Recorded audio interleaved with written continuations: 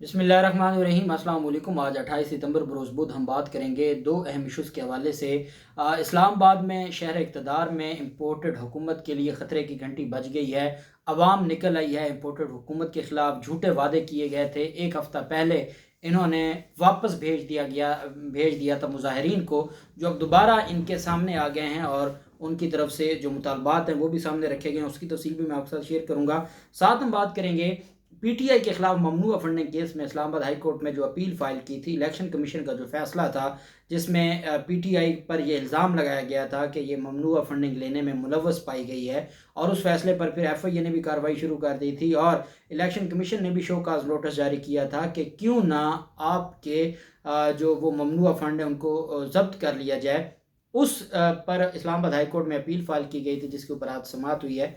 उसकी तफसील भी मैं आपके साथ शेयर करूँगा। पहले मैं आपको बताता चलूं कि आज इमरान खान की जानिब से जो एक बड़ी अहम स्टेटमेंट सामने आई है। इमरान खान कहते हैं कि कौमें भीख से आगे नहीं बढ़ती, कौमें तरक्की करती हैं अपनी मेहनत से और अपने जो कुर्बानियाँ देकर कौमें बनती हैं। भीख मांगने से कौमें नहीं बनती। उन्होंने कहा कि भीख मांग कर नहीं, अगर हम खुद को जलील करके समझते हैं कि पाकिस्तान अपने पैरों पर खड़ा हो जाएगा, तो ये गलत फहमी है।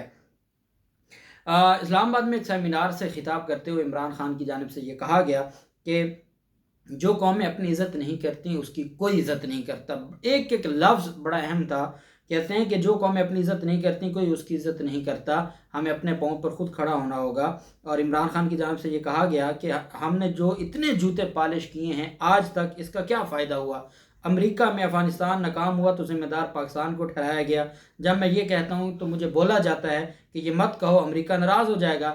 इमरान खान ने कहा कि अमल कांसी को अमेरिका के हवाले कर दिया। वो कहते हैं कि पाकिस्तानी पैसों के लिए कुछ भी कर सकते हैं। रेमंड डेविस ने 2 पाकिस्तानी को कत्ल किया, उसको किसी ने नहीं रोका। अमेरिका में कोई ऐसा करके देखे, फिर देखो वो क्या करते हैं।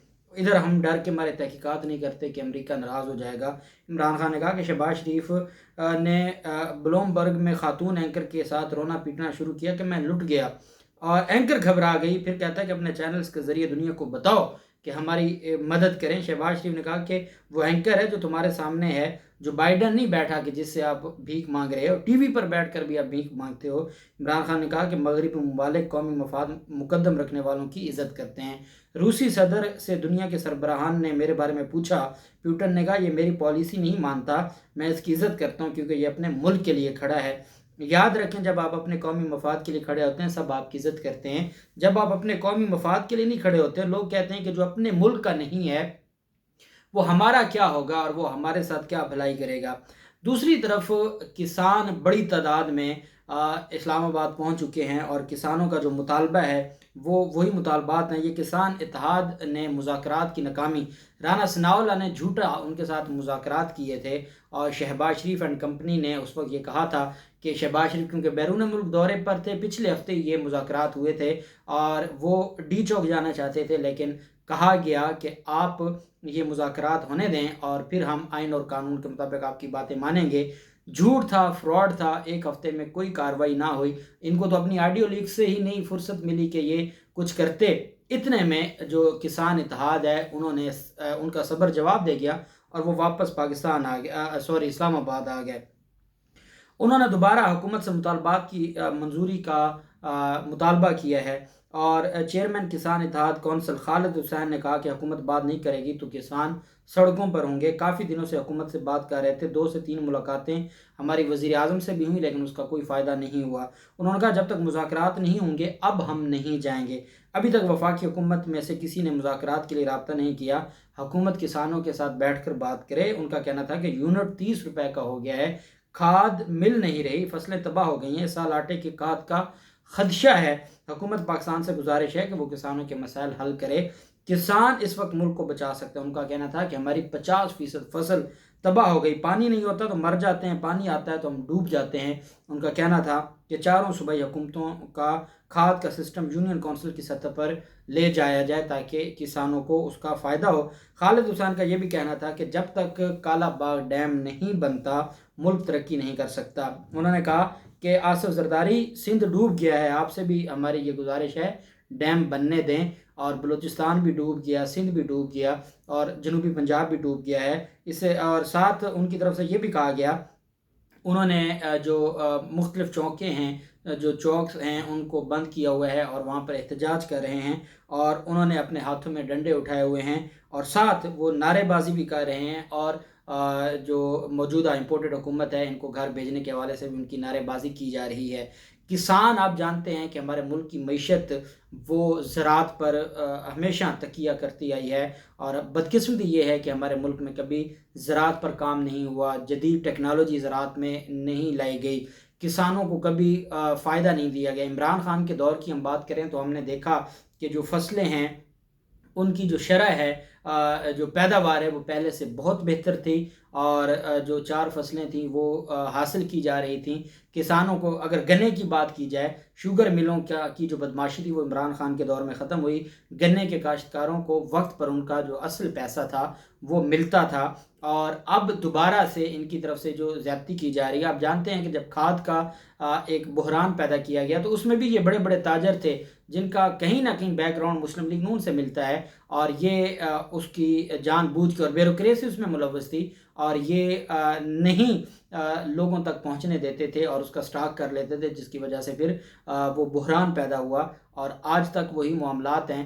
اب ان کے پلے کچھ نہیں ہے، یہ امپورٹڈ حکومت کا ان چیزوں کی طرف سے دھیان نہیں ہے۔ آج قومی سلامتی کمیٹی کا اجلاس تھا، اس کا جو اعلامیہ بھی جاری ہوا ہے تھوڑی دیر پہلے، اس میں یہ کہا گیا ہے کہ پاکستان میں جو وزیر اعظم ہاؤس کی سیکیورٹی لیبس کے معاملات ہیں اس پر ہم نے کمیٹی بنا دی ہے، رانا ثناءاللہ اس کمیٹی کے ہیڈ ہوں گے۔ اب جس کمیٹی کے رانا ثناءاللہ ہیڈ ہوں، آپ اندازہ لگائیں کہ وہ کمیٹی کیا کرے گی۔ اس کا مطلب یہ ہے کہ اپنی نالائکیوں پر اور اپنا جو اصل چہرہ ہے اس کو چھپانے کے لیے اب ان کی طرف سے یہ ڈرامہ رچایا جا رہا ہے، لیکن قوم جانتی ہے کہ کیا ہو رہا ہے، اور قوم ان چیزوں کو برداشت نہیں کرے گی، اور یہ جو سارے کا سارا ان کا ڈرامہ ہے وہ بے نقاب ہو رہا ہے۔ جبکہ اسلام آباد ہائی کورٹ میں جو 2 رکنی بینچ ہے اسلام آباد ہائی کورٹ کا، انہوں نے عمران خان اور پاکستان تحریک انصاف کی درخواست پر سماعت کی ممنوعہ فنڈنگ کیس میں۔ اب جانتے ہیں الیکشن کمیشن کی طرف سے ایک فیصلہ آیا تھا، اور ممنوعہ فنڈنگ کیس میں الیکشن کمیشن نے یہ فیصلہ دیا تھا کہ جو موجودہ چاہے وہ نون لیگ ہو یا پاکستان پیپلز پارٹی ہو، ان کے خلاف تو اسکروٹنی کمیٹی نے تحقیقات سرے سے شروع ہی نہیں کی۔ بارہا سپریم کورٹ نے بھی کہا تھا کہ اکٹھا فیصلہ آنا چاہیے، اسلام آباد ہائی کورٹ بھی بار بار کہہ چکی ہے، لیکن اس پر تو الیکشن کمیشن نے کچھ نہیں کیا۔ پاکستان تحریک انصاف کے خلاف جلد بازی میں ایک فیصلہ وہ آیا جس میں کہا کہ ممنوعہ فنڈنگ لینے میں پاکستان تحریک انصاف ملوث ہے، جبکہ دوسرا فیصلہ توشہ خانہ کا محفوظ رکھا ہوا ہے جس میں نواز شریف اور مریم نواز کو پہلے ہی یقین دہانی کروا دی گئی ہے کہ آپ کو عمران خان کو ڈسکوالیفائی کر دیا جائے گا۔ پاکستان تحریک انصاف نے اسلام آباد ہائی کورٹ میں اس کو چیلنج کیا ہوا ہے، اپیل فائل کی ہوئی ہے، جس میں جو قابل سماعت منظوری جو سماعت کے لیے منظور کر لیا تھا اسلام آباد ہائی کورٹ نے۔ 2 رکنی بینچ ہے، جسٹس عامر فاروق صاحب اور جسٹس میاں گل حسن اورنگزیب صاحب، یہ 2 رکنی بینچ ہے جو پاکستان تحریک انصاف کی درخواست پر سماعت کر رہا ہے۔ اکبر ایس بابر نے ایک درخواست دی تھی پاکستان تحریک انصاف کی اپیل میں فریق بننے کے لیے۔ اب چونکہ فیصلہ آیا ہے الیکشن کمیشن کا تو اس میں اکبر ایس بابر کا تو کردار ویسے ہی ختم ہو چکا ہے، اور سکروٹنی کمیٹی نے بھی کہا کہ اکبر ایس بابر نے ہمیں کوئی دستاویز نہیں دی۔ اکبر ایس بابر صرف مریم نواز کا کے پے رول پر اور پراکسی کام کر رہا ہے، اور وہ یہی ایک کام کرتا تھا کہ الیکشن کمیشن میں سماعت کے بعد ایک پریس کانفرنس کرتا تھا پی ٹی آئی کے خلاف، اس کے علاوہ تو اس کا کوئی کردار نہیں تھا۔ اس نے کون سا کوئی بینکوں کی دستاویزات دینی تھی یا کوئی بیرون ملک دستاویزات دینی تھی، وہ صرف یہ انفارمیشن اس نے دی تھی کہ تحقیق کریں۔ اب تحقیق سکروٹنی کمیٹی نے کی ہے، جو نام نہاد ڈاکومنٹس پی ٹی آئی نے دیے ہیں، فیصلہ الیکشن کمیشن نے دیا ہے، وہ چیلنج ہوا ہے، اور اکبر ایس بابر کہتے ہیں مجھے پارٹی بنایا جائے۔ اگر تو یہ کوئی پی ٹی آئی کے حق میں کوئی بات ہوتی تو شاید وہ مسترد کر دی گئی ہوتی، لیکن ایسا نہ ہوا، اور اب آنریبل کورٹ نے اس کے اوپر سماعت کی۔ اکبر ایس بابر کے وکیل نے کہا کہ الیکشن کمیشن کی سماعت میں اکبر ایس بابر شامل رہے، اس عدالت کو تمام حقائق بتانا اکبر ایس بابر کی ذمہ داری ہے، ہماری استدعا ہے کہ ہمیں فریق بنایا جائے۔ وکیل تحریک انصاف انور منصور خان صاحب نے کہا کہ اکبر ایس بابر اس عدالت کی محض معاونت کرنا چاہتے ہیں اور کچھ نہیں ہے، اور یہ ان کے پاس کچھ ہے ہی نہیں معاونت کرنے کو۔ انور منصور نے کہا کہ سارے کیس میں اکبر ایس بابر کے نہ خلاف کچھ ہے اور نہ اس کی طرف سے کوئی دستاویز یا ایویڈنس دی گئی ہے، نہ وہ گواہ ہے نہ کچھ اور ہے۔ पाकिस्तान तहरीक इंसाफ के वकील ने कहा कि इमरान खान और अकबर एस बाबर ये इमरान खान का ज़ाती दुश्मन है और ये सिर्फ अपनी दुश्मनी पूरी करने के लिए ये सारा कुछ कह रहा है। वकील तहरीक इंसाफ ने कहा अनवर मंसूर ने कि इलेक्शन कमीशन ने अपने ऑर्डर में स्क्रूटनी कमेटी की मुकम्मल रिपोर्ट को तस्लीम कर लिया।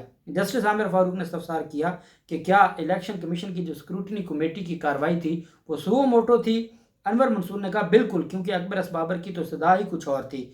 जस्टिस आमिर फारूक ने रिमार्क्स दिए कि देते हुए कहा कि सब्र कर जाएं, हमें कोई जल्दी नहीं है, आप ही को सुन रहे हैं। दरख्वास्त गुजार इस प्रोसेस में शामिल थे या नहीं थे? तो अनवर मंसूर खान ने कहा कि दरख्वास्त गुजार मौजूद थे, लेकिन ये इरेलीवेंट हैं, ये इनका कोई इसमें शामिल होना इसका कोई फ़ायदा नहीं है। हम इस बात की नफ़ी नहीं कर रहे कि वो वहाँ पे मौजूद नहीं थे, लेकिन इनका कोई किरदार नहीं है।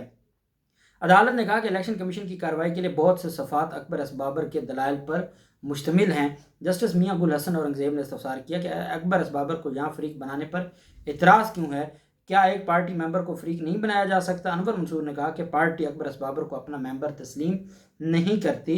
अनवर मंसूर ने कहा कि वो अब पार्टी का हिस्सा नहीं है। जस्टिस मियां गुल हसन औरंगज़ेब साहब ने इस्तफसार किया कि अकबर एस बाबर ने खुद अपनी मेंबरशिप छोड़ी थी। मियां गुल हसन औरंगज़ेब ने सवाल किया कि क्या पार्टी ने अकबर एस बाबर की जो मेंबरशिप है वो मनसूख कर चुकी है। अनवर मंसूर ने कहा कि अकबर एस बाबर ने खुद अपनी मेंबरशिप छोड़ दी है। इलेक्शन कमीशन ने कहा कि चलें हम इसको इलेक्शन कमीशन को जब सवाल पूछा इलेक्शन कमीशन के वकील से कि जी आप बताएं अकबर एस बाबर को पार्टी बनाना चाहिए या नहीं बनाना चाहिए, अब इलेक्शन कमीशन जो अगर तो वो न्यूट्रल होता तो वो कहता कि भाई इसका कोई किरदार नहीं है, फ़ैसला हमारा है, आपने कानून के मुताबिक देखना है कि हमारा फ़ैसला दुरुस्त है या गलत है, इसका कोई काम नहीं है और ना पूरे फैसले में इसकी तरफ से कोई एविडेंस है कि जो ये दे सकता है, ये सिर्फ तकरीर कर सकता है। लेकिन चूंकि इलेक्शन कमीशन मैनेज है, इलेक्शन कमीशन ने कहा जी बिल्कुल अकबर एस बाबर को ज़रूर पार्टी बनाना चाहिए और अदालत ने पाकिस्तान तहरीक इंसाफ की अपील पर समाअत मुलतवी करते हुए जो ये सारी चीज़ें हैं वो जो ऑनरेबल अदालत है उन्होंने अकबर एस बाबर की दरख्वास्त पर फैसला महफूज कर लिया है और केस की समाअत को अर्जन कर दिया। अब देखना ये है कि ये जो केस है इस पर क्या फ़ैसला आता है। अकबर एस बाबर की दरख्वास्त मंजूर हो जाएगी और जैसा कि मुझे लग रहा है तो उसके बाद फिर केस चलेगा पाकिस्तान तहरीक इंसाफ की अपील का और इतने में इलेक्शन कमीशन धड़ाधड़ शोकाज नोटिस जारी किए जा रहे हैं पाकिस्तान तहरीक इंसाफ को, उसको कोई रोकने वाला नहीं है। अल्लाह पाक पाकिस्तान का हामी नासिर हो। बहुत शुक्रिया। अल्लाह हाफिज़। पाकिस्तान जिंदाबाद।